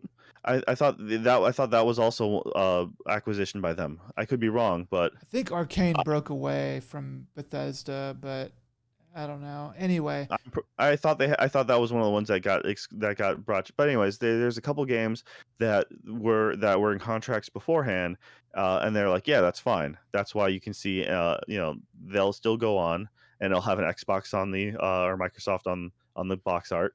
Uh, but yeah. yeah, since Bethesda's owned, uh, they I get own Elder Scrolls. Of course, they're gonna keep all these other choice franchises to themselves because it's gonna make them more money. I guess And I knew that, but I just Bethesda has had so much bad press every single time that I've heard anything about them that I guess I just put that part of them being owned by Xbox now or Microsoft just out of my mind. And I don't know, but now that you're saying that, I'm like, yeah, I guess I did know that Bethesda is is in that situation, being owned by being owned by Xbox essentially. But yeah, like it's I don't know. Are you excited about Elder Scrolls 6? I'm not an Elder Scrolls fan. I respect for what they do. I used to be really excited about them. The game is I have a really hard time with especially Elder Scrolls versions of open world games. Yeah, I when you give me a sandbox and then tell me I can go anywhere, it's really hard for me to do anything because I'm of the mindset of in an old RPG fashion, I follow the main quest. I find a side quest, I complete the side quest, I keep on going. You give me a bunch of town with a bunch of side quests, I do all those side quests first, and then I continue the main story. oh Because by the dude. time I'm on the main story again, my guy is super powered, and I could just curb stomp the next the boss at the end of the game. Yeah, Now when it comes to you like your hallway uh, JRPGs. I mean, I do like a good open world. I mean, I loved Yeah, Fallout. I think in that Fallout 3, I did everything for all the DLCs. I completely 100% of that game. Um, the concept, the difference between that and at the time it was Morrowind, the third Elder Scrolls, and then Oblivion was Morrowind. I came to that late, so a lot of my friends, talked to me about it. I'm like, that's just way too much for me to handle. So when Oblivion came out, cool, let me jump on that. I really was excited about it. Patrick Stewart's in it. This is gonna be cool. Oh man, they got rid of him in the first like 15 minutes. Damn. Uh, oh yeah, and that's what they do with a lot of the big name voice actors in their lines. But I'm like, okay, let's play this. And like that's when they started doing the enemy leveling match. Like the enemy levels rose with yours, and it prevented me from power leveling my character. And come, and then I'm like, dang it, this, uh, So it was a little disappointing on that front. And once again, because it didn't really have a really good self-guided system, and there's just like I like to look when I'm playing any type of game. I like to look around every nook and cranny. Like if I'm playing a Metroidvania style game, I'll search everything. Problem is when you have the world that big, it was just too much to search. And yeah, with at least with Fallout, the one that made that different is I liked the combat better in that game, better I think, and also the aesthetic. That post I've always liked the Fallout games, so I had that connection yeah. that made me really want to play 3 more. And then Liam Neeson being your father, and I'm like, okay, come chasing after your father. I'm like that's a cool gimmick. And so, and you get a dog, so you look like Mad Max. That's awesome. All right, I'm gonna get my because there's what's that Meathead is the dog I think. So I always follow those games, and Then I tried Skyrim. I played it on the PlayStation 3, which was the wrong system to play it on because it was the most Yeah. buggy. Yeah. Um, and also, once again, it's just really hard for me to is the game looked ugly, and it was just really hard for me to get behind it. I love the song, the soundtrack, the theme song was amazing. It Yeah. got me so hyped, and I was so pumped, and I'm like, "I'm gonna try this again," and afterwards, I'm like, "Maybe these Elder Scroll games just aren't for me." Well, I mean, You like can the thing that's all with there is. the thing with these kind of games, I think Total Biscuit said it best. Um, it's an ocean of content an inch deep. It's just like all this stuff that you can do, but none of it really has any depth to it. It's like you do a quest and you get a thing, and then you're done with that, and you go on to the next little thing. And it's sort of that over and over again. And kind of once I realized that, it, I just couldn't really do it anymore. I think that there was a time for these games, or for that kind of game rather. Uh, but the gimmick, if you can call it that, the time has passed for it. And I think that the kind of the jankiness of Fallout 4 and Skyrim, you can't really get away with that anymore. To me, maybe some people are okay with it, but if they whatever they do with this Elder Scrolls 6, I hope that it's a little bit more of a catered experience, and that they put a little bit more effort into maybe making it a little smaller, but just more respectful of my time, I guess. But anyway, I just thought it was kind of interesting. No, it is, but I mean, I know some people are gonna be really surprised about it. I think it's the as a business standpoint, it's a no-brainer. Oh Keep yeah, that to I just yourself. I just forgot Um, that they own Bethesda.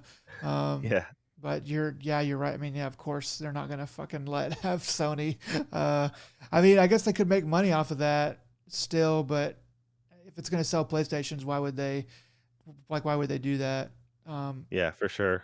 So no, I'm totally not gonna play this one. I I mean, it's like it'd have to be really amazing for me to turn my head. And you know what? If it comes on Game Pass, yeah, then I might dabble in it. And that's that's kind of what I'm probably thinking. the best thing about Game Pass is like, I'll probably end up trying it because of that. It's just low barrier to entry. It's like, well, if it's the hot new game, may as well try it for a minute. But yeah. Sure thing. So yeah, also more kind of Xbox news I thought was kind of interesting. Also, this is also coming from Video Games Chronicle. As rights issues block more Xbox back compatible games, Phil Spencer calls for legal emulation. So this article is basically saying that this last batch of games that they are making backward compatible, or bringing, let's see, the company claimed that 76 new games added to its backwards compatibility library would be the last, due to legal and technical constraints. Presumably, an industry wide emulator standard would solve such issues. And it kind of goes on to talk about how Phil Spencer, is saying that, we can't really, like, as far as money concerns and things, we can't really keep doing backwards compatibility because it's so difficult. But if we could have an industry wide emulation thing that they agree on, then they might be able to do that. And I just thought it was interesting that somebody that high up is calling for, you know, emulation. Yeah, it is a bold statement or a stance because you know, that leads to piracy, in a lot of cases, and at least that's what the companies like to think. But at the same time, if you have a standard, at least you can guarantee the quality because lately there's been a couple games that have been, um, for example, the new Grand Theft Auto Definitive Edition. Like that quality on that one is pretty lackluster Yeah, from if you watch a lot of the reviews. been hearing about that. And so, I mean, if you kind of adhere to a certain standard, you can kind of do better things with it in the end. I mean, not necessarily like, oh, it would help also just preserve a lot of the old stuff and make it quicker. You don't have to you don't have to hire a big team to from the ground up because you have a skeletal frame to work with, in Yeah, theory, anyways. That's true. And it's funny because Xbox, Phil Spencer is saying we need legal emulation. We need some kind of emulation standard. Meanwhile, and probably rightly so, Nintendo is suing the hell out of that Bowser guy for his emulation whole scheme that was going on. Um, Yeah, but he's taking. If I remember correctly, he took a free emulator and then started selling like the rights to download or something like, or like, he's taking the things he got for free and he's turning around and just Yeah, I mean, selling that. he was doing some definitely like illegal stuff, but like I don't think you would ever hear a company like Nintendo call for some kind of legal emulation. Oh, They're like, no, the company that literally had emulators for the Wii and the Wii U and made you buy the games again from one system to the other. yeah, Yeah. yeah, fuck that shit. But it's just interesting, and it's another one of those things where Xbox, in a lot of ways, is more forward thinking, ironically, as it looks back on games preservation and stuff like that. Yeah, even if it's, the cynic in me is like, well, they're just doing it to get the fair weather people, the people who don't actually know what's going on. Like it looks good on a headline. So there you go. Yeah, that's It's true.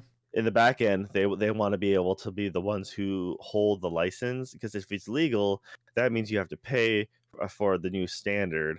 And if they're the ones to back it, like they promote it, they create it, or somehow, then therefore everyone pays them for the right to use it. You Yeah. know, I mean, I don't doubt they have a money making scheme that, they can make some fucking money off it, I'm sure, somehow. But, it's just kind of interesting to see where it's going to go. So that's it for that one. A couple more here that get a little bit more serious. So this is also from Good Video Games Chronicle. Departing Blizzard boss says she was only offered pay parity with a male co-studio head after resigning. So her name's Jen O'Neill. She claims Activision Blizzard rejected multiple requests for equal pay with somebody else with the same job that happened to be male. This is just another in a like long line of crazy ass shit coming out of Activision Blizzard, and it's just, I mean, it's sad. I I don't always think that you know like I don't always think that women are paid less because they're women, but this is a clear cut case of like you're in the same studio, you have the same fucking job, and he's making more than you. Like I don't know, I don't know how you parse that. I mean, maybe with yeah, experience, I mean, but some people were trying to cover, like, defend them by saying, like, tenure, or, like, time in position, or like the amount of knowledge they had. But I'm pretty sure, wasn't she in charge of Vicarious Visions or something like that beforehand? So she has experience, she has qualifications, and they appointed her, like, and because she was capable, and but they kind of were trying to do it as to deviate the heat. They're like, "Yeah, we're hiring a female. Like, you guys stop ragging on us so much." And then they turn around and then literally shoot themselves in the foot by being, being like, she brought this attention to their attention. It's like, "Hey, I would like equal pay. That's that should be right." And they're like, "Yeah, that's not gonna happen." And it's just like, you do one thing to try to make yourselves look better, and then you turn around, it's one step forward, two steps back. It's like you guys are fools for um it's like, and then it wasn't until after she stepped down, they're like, "Oh, wait, we apologize, why don't you come back?" I mean, Nope, after there's it's already egg on their face, and she's like, "No, fuck you yeah. guys." Like this is something that Jen O'Neill said. She said, "When Mike and I were placed in this same co-lead role, we went into the role with our previous compensation, which was not equivalent." Oh, okay. Um, it remained that way for some time. Well, after we made multiple rejected requests to change it to parity. So, I mean, so basically, it sounds like they went in with what they were, willing to settle for. Um, and, she came in lower, I guess. And he didn't. I don't know, like at that point, yeah, the company probably should have said, after she asked one time, the company should have said, yeah, like let's think of the newspapers, like what is this really going to look like, and how much? I mean, how much is it? How much is it worth? Really, all the bad press? It's just stupid. If you're doing the same job, I mean, it's like, yeah, maybe she has less experience or something like that, but they're doing the same job after like a certain amount of time, like a short amount of time that she shows that she's not on probation anymore, then yeah, she probably needs to be upgraded to that same level of pay. Yeah, but Otherwise, when you're it's just hired at bad. that high level position, there is no probation. That's the thing. It's Yeah, like, no, you that's should. the other thing is it's like that. I mean, there's no probation. You fucking you're in charge of millions of dollars worth of work and equipment and people.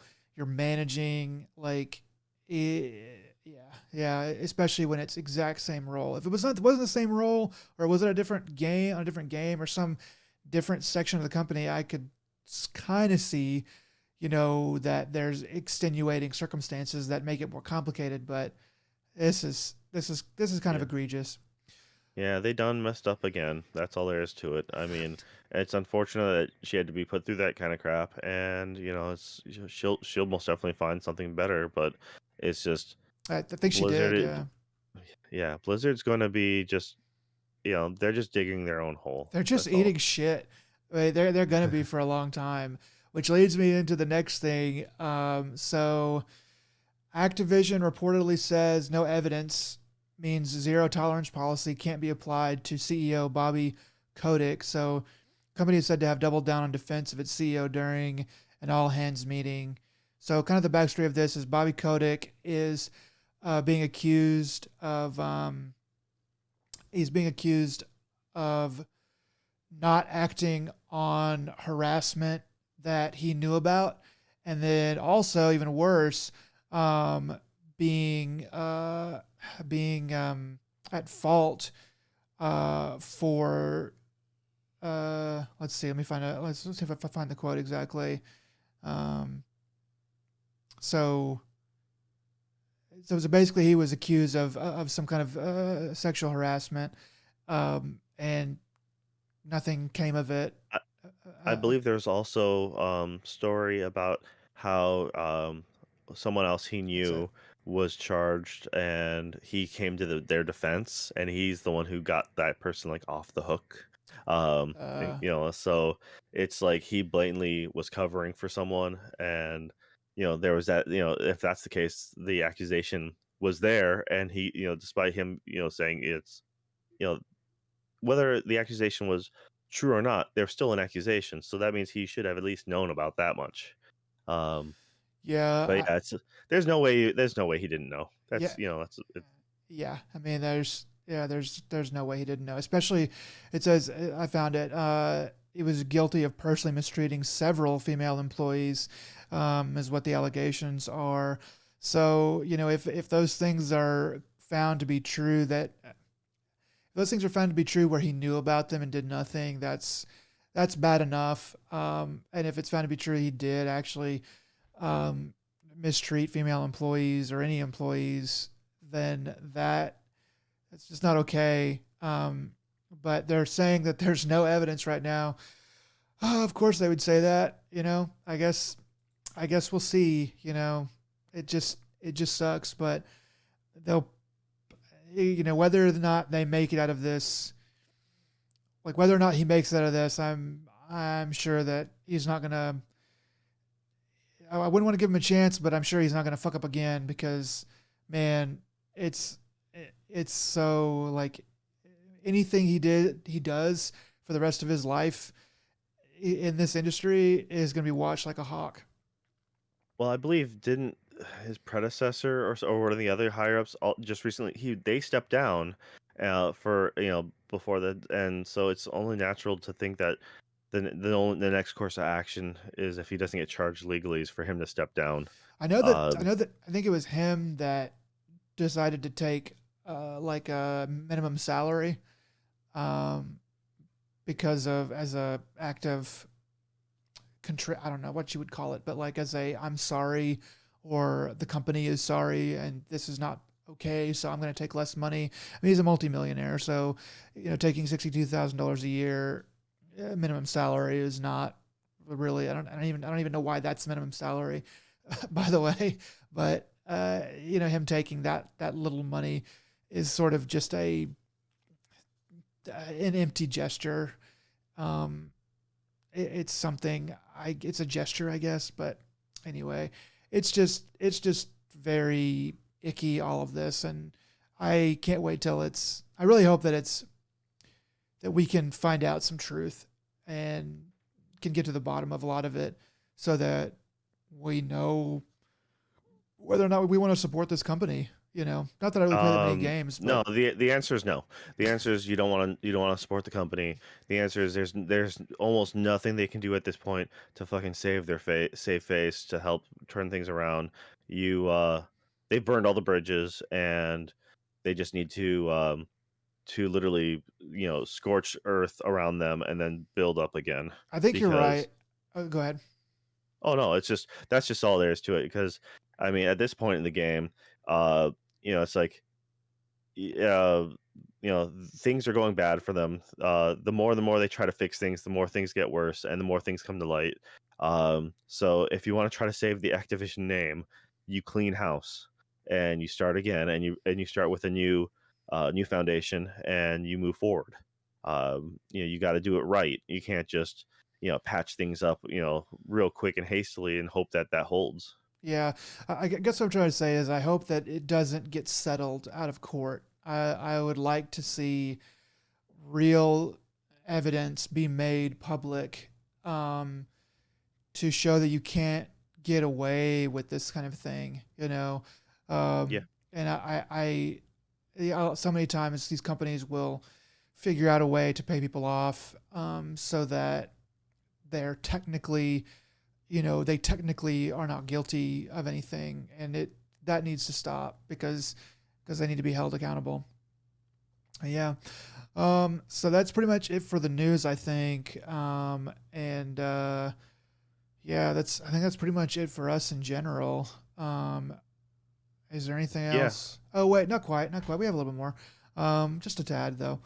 Last thing is just let's see. I need to switch back over to this, and then so last thing is just a little bit of signal boost. It seems to be the season for Steam sales. I looked up a thing online.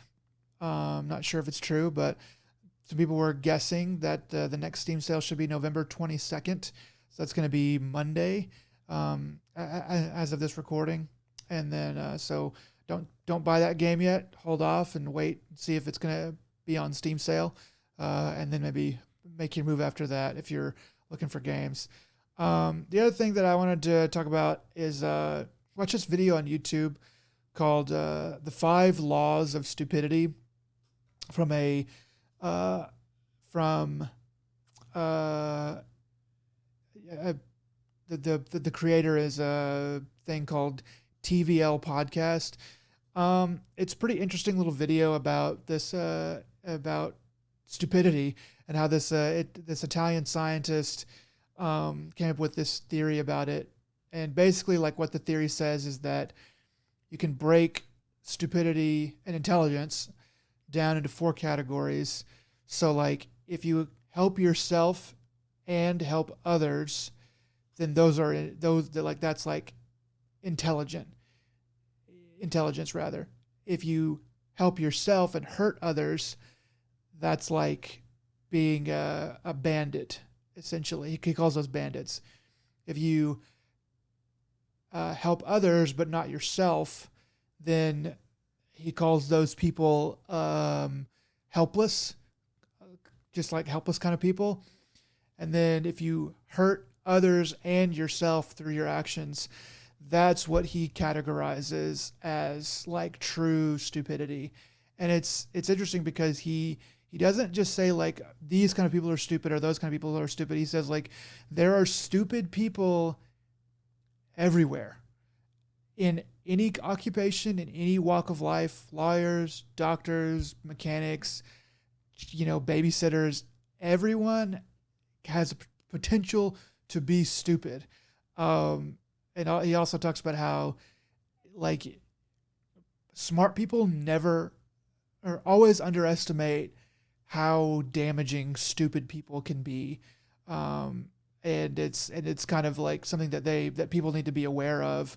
Um, that like well, if you have a stupid person in your midst, you need to get them out. You need to figure out a way to resolve that because they'll do more damage than you can even like think of.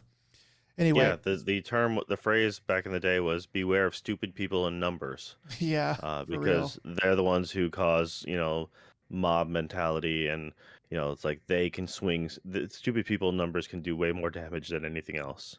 Yeah. Yeah, So, all right, that's interesting. it is very interesting. All right, so what you got? All right. Well, this is actually going back to the first bit of news about Richard Lotax um, Kianka.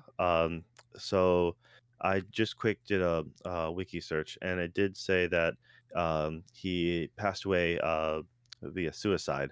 And It's so sad. so not knowing the situation, but it's just I just wanted to do just a little shout out. It's like to the family is it's really hard, but just also just let people know that, especially with the most recent times being as hard as they are, to let people know to try to go out, and if you need to seek help, talk to a friend, talk to a professional. There's nothing wrong with that. It's still has a stigma behind some of it for some people, and they're just I'm not sure the situation for him specifically, but as a whole, I've lost some friends as well. Uh, it's uh, it's really hard, and it's one of those things that you don't really know. As a family member, you or a friend, you sometimes it's hard to see the signs. So because of that, it's like all the friends and family would love to help, but without it, you just sometimes they're either really good at hiding it, or it's just one of those things you don't see until it's far too late. So if you're suffering through any kinds of depression or anxiety, emotional issues, don't be afraid to get help. Don't be afraid to ask your friends and family. uh, I'm almost positive they'll all want to do their best to help you.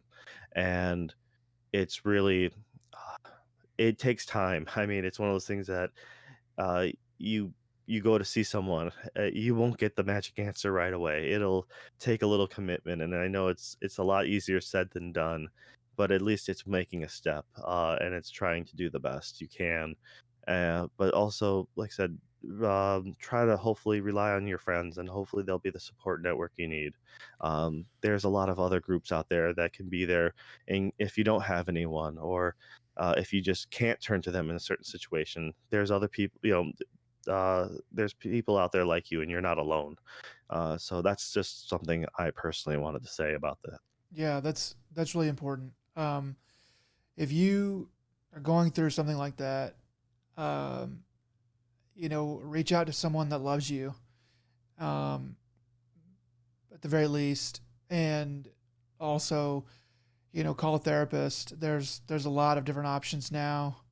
There's online stuff, and it's really even if you're not sure you need it, I think it's worth it to just talk to somebody, even if you're not feeling great, even if you're not suicidal or anything, you're just sad or you can't seem to get out of some kind of malaise. Therapist will work wonders, in a pretty short amount of time, in a surprisingly short amount of time. It's not a cure, but I think that anybody'd be surprised at how quickly a therapist can work. And like therapists are not a one size fits all kind of thing. You're not going to be able to just pick a random therapist and it work out fine. You might have to search for one, but and go through a couple. But whatever you're feeling, tell somebody about it. And somebody in your life, whether you think so or not, there's somebody in your life that cares about you. And we just hate to lose um, people, especially somebody like Kyanka here. I mean, it's just there's just no sense to it, man. It's we need people around. Somebody needs you around. Um, Yes, and unfortunately, it's just when you're yeah, it's hard to see out of the haze when you're in a situation. But it's just you know, just realize that there is someone out there who cares for you, and there is someone who will miss you. It's hard to tell at that time, but it's honestly there's more to it, and it's one of those things that uh, do your best isn't going to cut it because like anyone can say that, and it sounds like empty words. Um, but honestly, it's like your friends and family do want you, and it may if you're having a hard time, just go ahead and give it a like there's a number of things to do. That's all there is just try to find something that works for you because it's um once you make that once you make the decision to end it all, it's unfortunately uh the wake afterwards it's it'll be felt and you can't recover from that. um and just people around you too. You yeah, and know. that's part of that. It's one of those, just please, do what like just try to help like help you um, get the help you need. I mean, there's just so much out there for you. There's, Yeah, there like you is. mentioned, the online call centers. There's meetup groups. There's if you don't want to meet people, if you don't want to talk to someone face to face, you can do it over the phone.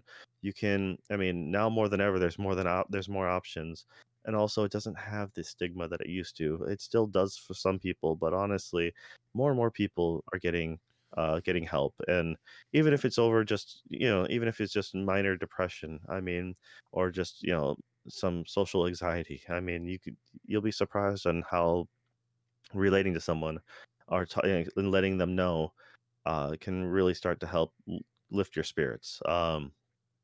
But please just do your best to get help. But Yeah. it's one of the things that it sounds so empty coming from someone you don't know. Well, I mean, Um, also on the flip side, like if you're fine, but you know somebody that seems like they're struggling, um, there are some things to look for.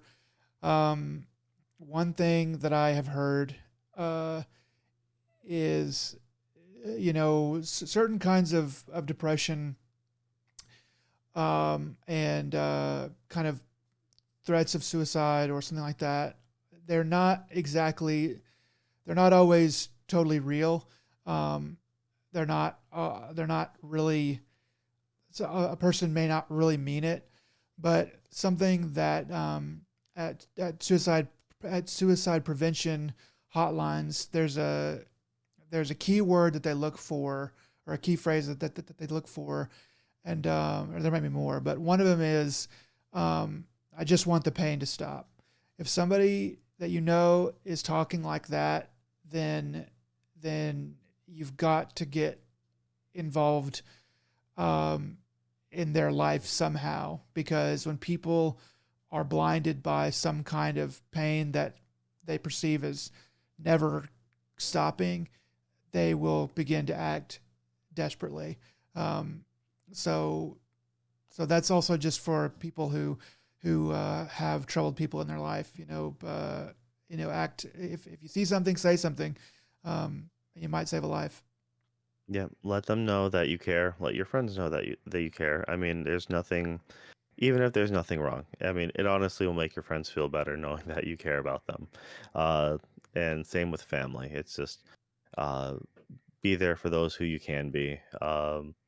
Yeah, We don't live forever, and so even just try to help. Like I said, even if this family member isn't depressed, just if you let them know that you love them and let them know that you're there for them, um, it'll just make someone's day. And if you think someone needs help, just reassure them. Let them know that if there's ever anytime they need to speak to someone, or let them know that you'll support them. I think that'll really help. yeah, that's true, man. Yeah, that's a big downer to bring the show to a close on, but I think it's very important and um, something that well, I mean, I'm sure it's going to come up again, unfortunately, but we'll talk about it um, as it does and as we need to. But yeah, man. Yes. Well, yeah. Thank you all for coming to the show. We're here at it was episode 5, Yeah. and at the time of the recording, it's Friday, November 19th. Now now it's the 20th, Yeah. As we and started, it uh, just switched past to midnight. so we really appreciate you all for coming in and listen, spending your time with us, and I'll let you take us out. Yeah. So that's going to do it for me and Joe and the Another Dead Pixel podcast. Yeah, until next time, thanks for tuning in. All right. Yep. Bye.